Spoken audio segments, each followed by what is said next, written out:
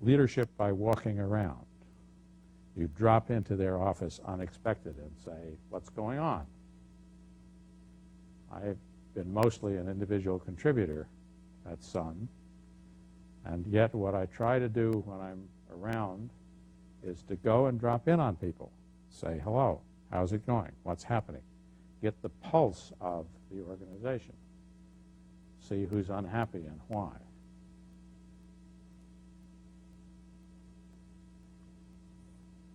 I think it was Lincoln who said you can fool some of the people some of the time.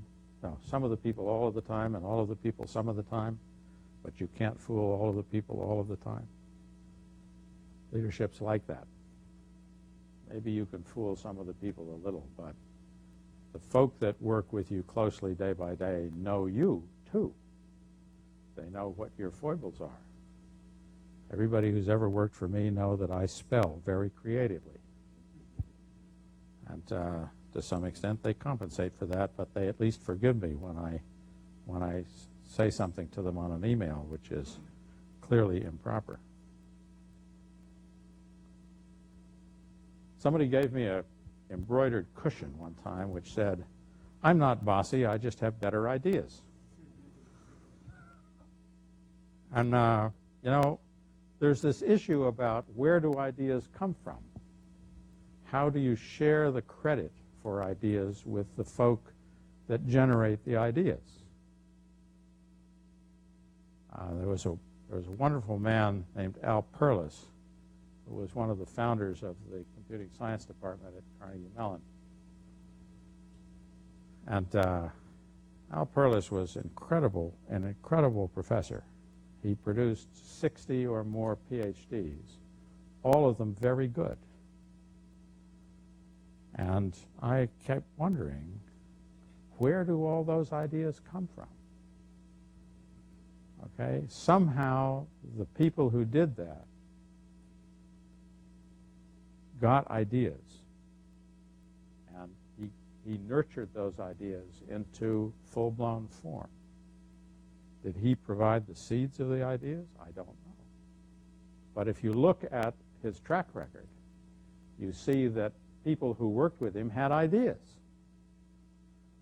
And that's a wonderful skill. And he made sure that those ideas stuck on them rather than on him.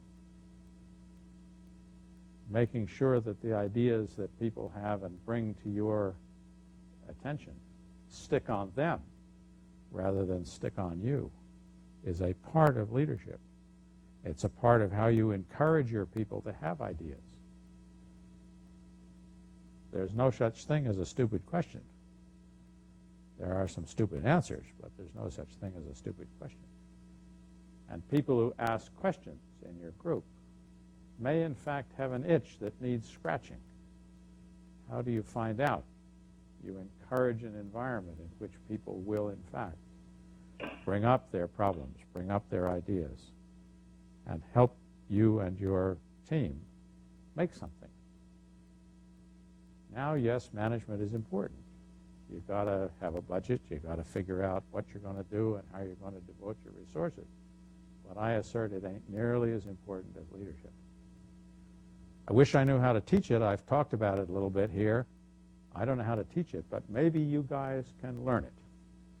Maybe you can think about the things you see in the SEED program, think about leaders that you've known and admired and emulate them. Maybe you can develop your own style. You know, the Army had this course in leadership that we took, and it was quite clear they hadn't a clue. But all of the cases that they studied and brought forward to us were first and foremost human beings.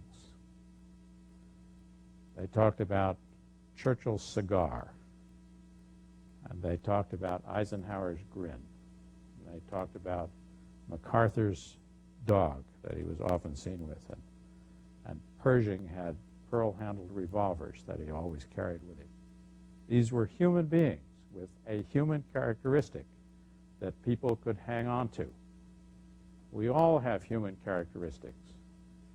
People talk about their leaders, they identify those human characteristics, and they say, well, you know, he's just a human being after all, and I can follow him. Don't hide yours. If you have some strengths that come from outside work, make sure your people know what they are. If you're an enthusiastic cyclist, let it show.